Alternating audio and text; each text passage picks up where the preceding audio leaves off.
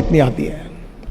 तो उन्होंने कहा सर अब टेक्नोलॉजी बहुत सस्ती हो गई है, बहुत खिंचातानी करके उन्होंने मुझे कहा कि 5 पैसे पर लीटर अच्छा शुद्ध स्वच्छ जल मिल सकता है। अब मैंने कहा इसको समुद्र में हम अगर सोलर एनर्जी पर अगर ये सिस्टम चलाएंगे तो बोले और पैसे कम हो सकते हैं।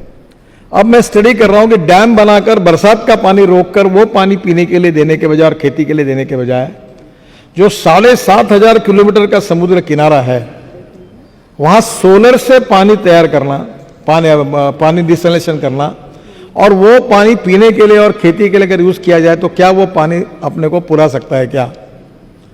अभी उसका रिसर्च शुरू किया है। अगर ये किया तो बंगाल से लेकर उड़ीसा से लेकर तमिलनाडु से लेकर हम कर्नाटक के पार्ट में अनेक जगह पर पीने के पानी का समुद्र में डिसैलिनेशन करके कर सकते हैं। और इसलिए ऐसी अनेक बातें जो टेक्नोलॉजी के कारण बदली हुई जिससे आपके क्षेत्र का जीवन सुसही हो सकता है।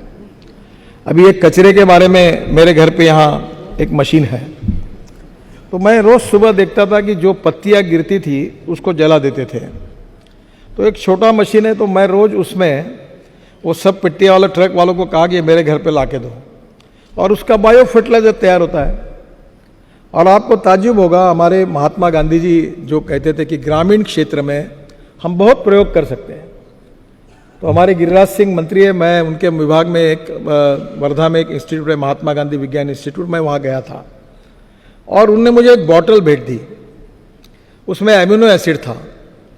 तो मैंने उनको कहा कि ये एमिनो एसिड जो है ये क्या है? ये बोले प्लांट बूस्टर है। वो लाकर मैंने हमारे खेती पे मेरी पत्नी ने यूज़ किया, इतना कि 25-30% ग्रोथ मिल गई।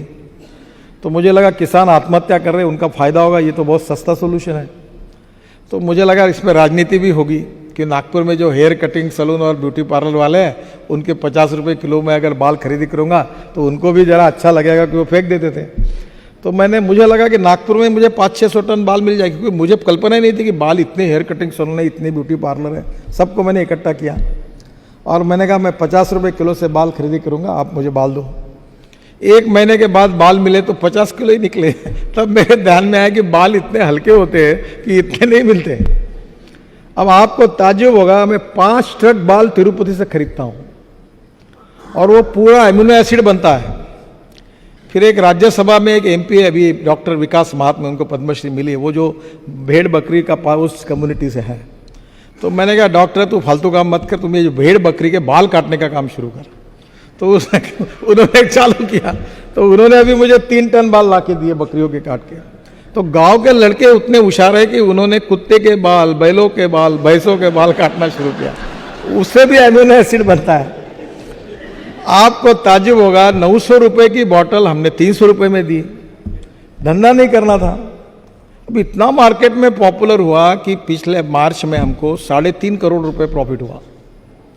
अब वो एमिनो एसिड जो था उसके माइक्रोन्यूट्रिएंट्स बना रहे, उसकी लेबोरेटरी तैयार की और वो करते करते हमारे यहाँ ऐसे आप जैसे तरुण लोग काम करते थे। तो उन्होंने कहा कि ये जो बायो फर्टिलाइजर हम तैयार करें प्रेस मड से, प्रेस मड और स्पेंट वॉश जो शुगर मिल में आता है, इसमें एमिनो एसिड डालो, इसकी NPK वैल्यू बढ़ेगी। तो उन्होंने एमिनो एसिड बना के वो खाद अच्छा तैयार किया। तो किसी को तो भी ध्यान में है कि दुबई के सरकार को ये खाद चाहिए, तो उसने भी 1 किलो बैग को ठप्पा मार के सर्टिफिकेट दे के बेच दिया, पता भी नहीं किसी को। दुबई के सरकार का लेटर आया कि आपका खाद अप्रूव हुआ।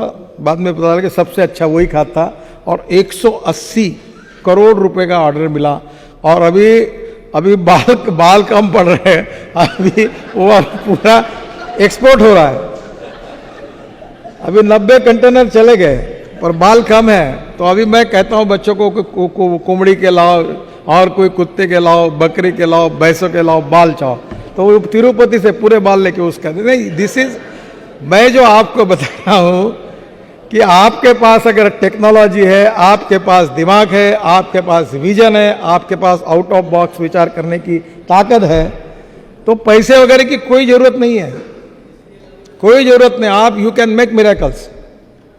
मैं मेरे विभाग में अभी तक 8.5 लाख करोड़ रुपए के काम कर चुका हूं। लोगों को समझ में नहीं आता क्योंकि वो फाइनेंस ज़्यादा समझते, बोलते हैं इनका बजट 71,000 करोड़ का, 3 साल में मिलके 2-2.5 करोड़ या 8.5 लाख करोड़ कहाँ से लाया इसने। अच्छा, मैं भी ऊपर में बोलता हूँ मेरी एक बार डायरी में लिख लेना, नहीं हुई तो मुझे सवाल पूछना। और जो बोलते हो सब हो रहे, रोड फटाफट हो रहे, पूरे हो रहे। तो लोग मुझे पूछते पैसा कहाँ से लाते हो। आपने अखबार में पढ़ा होगा कि 10 दिन पहले हमने हमारे 9 प्रोजेक्ट को मोनेटाइज किया और इसकी कीमत थी 6000 करोड़ और वर्ल्ड कंपटीशन हुई। और आपको ताज्जुब होगा कि हमने जब प्रोजेक्ट में टेंडर खोला तो हमको 6000 करोड़ के बजाय 10,000 करोड़ मिले, 10,000 करोड़।